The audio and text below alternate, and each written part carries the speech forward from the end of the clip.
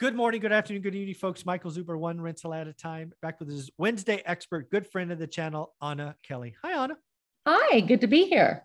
So you put out a post on Facebook, so I'm so thankful to be one of your friends on Facebook. That was bittersweet. On my channel, you have talked about selling your big home in Texas, moving in with in-laws, and then ultimately house hacking a fourplex. Yes. That was your cheat code to wealth. That was getting on the property ladder.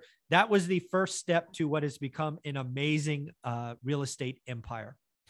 And here recently, you made the tough call to sell that first chip in the deck. So yes.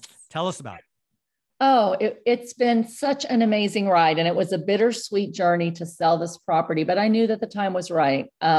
Every property that we buy, we intend to hold long-term. I actually held this one for 14 years.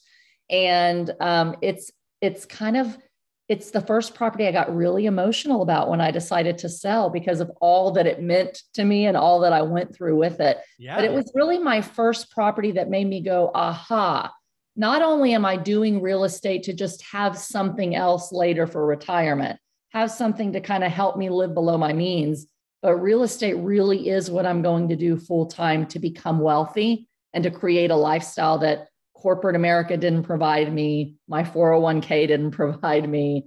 All of the financial education that I had didn't provide me. And so it's where I really learned to become a real estate investor, but to really take my financial future into my own hands and figure it out instead of basically leaving it up to a job, leaving it up to my 401k to one day, have enough that I could retire when I was 65. Yeah. Yeah. So I want to kind of break down this story as an outsider, right? So do you remember what you paid for it 14 years ago? I do. I paid $220,000 in 2008. All right. So 220. You move into one of the units. Were the other three occupied already? They were. Okay. So are you living quite for free, or are you paying a couple $100? I am living basically for free. So moving into the one unit, it was an upstairs apartment. I had to enter through the back, come up the snow on the outside stairs up into my apartment. I had someone next door to me and I had two tenants below me. Okay. The three rents that I collected paid my mortgage insurance and my mortgage insurance and my taxes. I think I had a little bit out of pocket for insurance, okay, but essentially covered. And again, you did this when you had two children at the time. Yes, I did. I had a 4-year-old and I had a 1.5-year-old when I sold my big house in Texas, moved in with the in-laws for a year to start my husband's business, see how that went.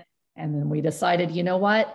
I'd love to have a house again. I had sold my house, rented for a year, lived with the in-laws for a year. I wanted a new house so badly, Michael, but I knew if I really want to get ahead for the future, I have to take a step back. Yeah. Again, live below my means a little bit longer so that I could save some more money so that I could use that to continue to grow and invest. I want to put a point on that. And I hope people rewind that. I mean, you look at Anna Kelly today and everybody wants your life.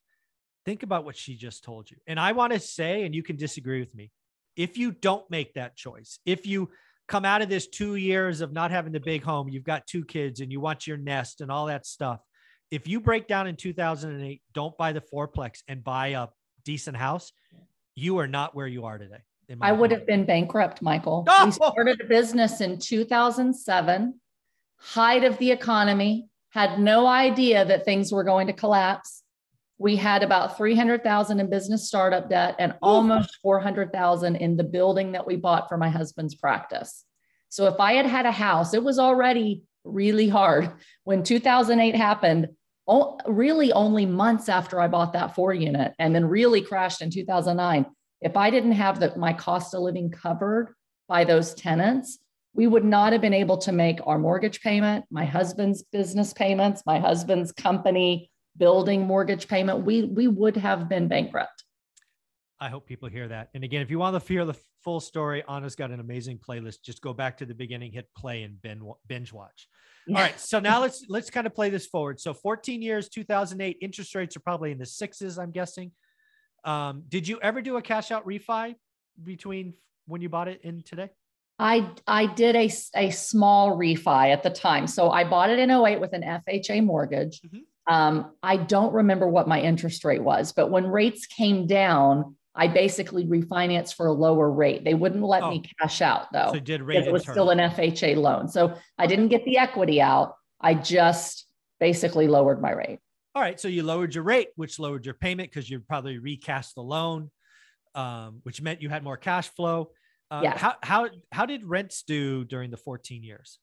They did amazing. So that was the thing that was kind of the aha moment, Michael. So we had some tenants at my husband's practice. There were 3 tenants there. We were there for about a year, and I go, hey, there's a fourplex. We already have a couple tenants. Probably a smart idea to just move in, have basically his practice building almost covered and mine almost covered. Moved in, rents were really low. And I didn't know a lot about forced appreciation or really raising rents a lot. I just thought these are kind of older units. We can fix them up, get better rents. Mm-hmm. In 08 and 09, when everything else was coming down, rents actually were still going up because we had very limited supply of apartment housing in my area. And we still had people moving to the area for good jobs. And so rents just continued to go up significantly during the period that I held it. And I sold it last week for $440 when I bought it for $220 14 years ago. Wow. That's awesome. Yeah. And was this just cash? You just cashed out? Because again, you hadn't lived there in a while, so you don't have the tax savings. Folks, there is an IRS rule that if you live there 2 out of the last 5 years, you could have had 200, or you could have had 500 grand because you're married. I'm guessing you weren't there 2 out of the last 5 years. No. I went ahead and sold, and I didn't have a 1031. I'm taking the capital gain hit at 10 to 15%. But here's the thing. I'll go buy something else that has bonus depreciation and it'll wipe out the tax bill. So the taxes really didn't bother me. I haven't gone back to actually look at the numbers, but I'm going to do this of how much did I actually make on the building with rents and with all my tax savings and with the proceeds of the sale. I know it's significant. Yeah. What do you remember what you put down? It was FHA 5%? I put down 3.5%. So you put down roughly $9 grand on a little less than $10,000 is what I had into it. On just the appreciation, I made $220,000. But I remember essentially, when I sold it, I think I was making $1,800 a month on 4 units net after all expenses. Yeah. So let's just play this out, right? So 10 grand in, let's say over the years, you've put in additional capital of 40 grand. I'm just making stuff up now. Sure. So out of pocket 50, you've probably had, so you had cash flow of 1,800 now, but you probably had less then. Let's say a blended average of 1,000. So 12 times 14. I've made at least $400,000 to $500,000 on the building. Yeah. I got 14 years. Yeah. I got to about 380 really fast. So yeah, that wouldn't surprise me. Yeah. That's pretty good. Time in the market, not timing the market. Absolutely. I just want to say, I just want to remind people. Absolutely. But the thing that was so amazing about this building is it showed me that one, I can be content living below my means, and I can do it a little bit longer if it means expanding my means. So when everything fell apart in 2000 into 2008, but really early 2009, we had our own business and it was crushed during the recession. I worked for AIG. AIG was crushed during that time. I was threatened to be laid off literally weekly. Get your stuff in order, start looking for other jobs. We might be laid off. And I'm like, you know what? My tenants are still paying rent. I need more of this. I took what little I had left in my 401k, not even a year after I bought this building, Michael, and saw another 4-unit for sale down the street that was distressed because at that point we're in a recession, nobody's buying. Yeah. And I said, you know what? This little bit left I have in my 401k, because it was 2/3 wiped out. Companies that were never coming back. Let me buy another one. And I knew that if I took that 401k loan, I took a loan, put it down on another one, when I already had 7 units between my husband's practice and my building that were paying rent, like that's another $1,000 to $1,200 a month to help feed the 3rd baby I was pregnant with when everything crashed, food, roof over my head. I knew it was a protectionary move. And even then I thought it may take me years to become wealthy with real estate, but if it covers my cost of living, I'm financially free, right? Even broke, even not making a ton of money, when all of your cost of living is covered, you're financially free. Didn't matter if I lost my job.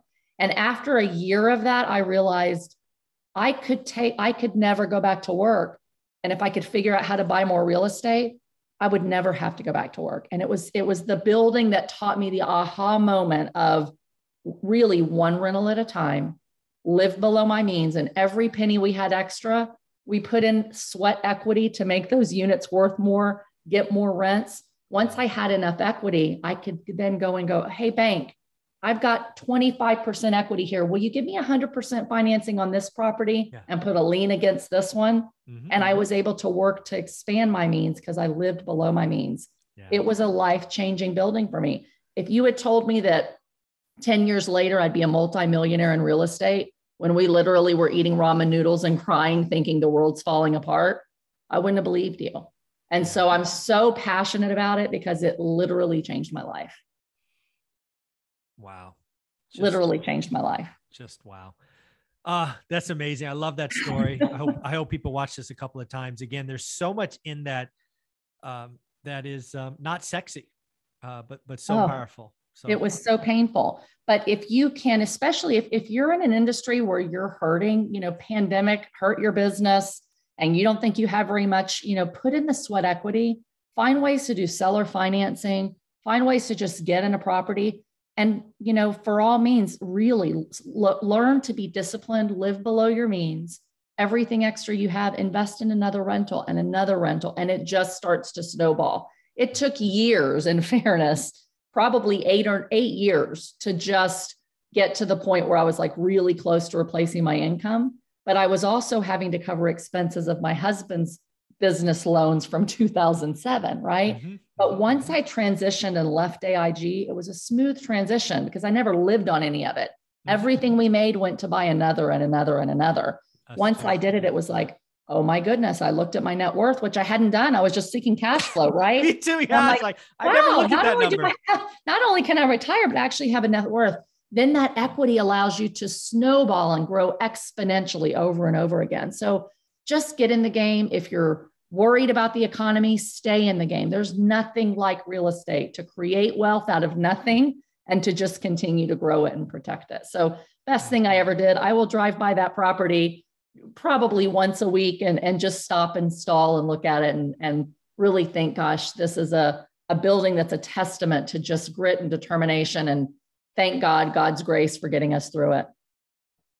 Just wow. Folks, you've got to follow Anna Kelly. How do you want them to do that? Thank you so much, Michael. You can find me here every week and on my playlist on One Rental at a Time on YouTube. You can find me on social media, Anna Kelly, REI Mom, and my website, reimom.com. Awesome. Thank you very much.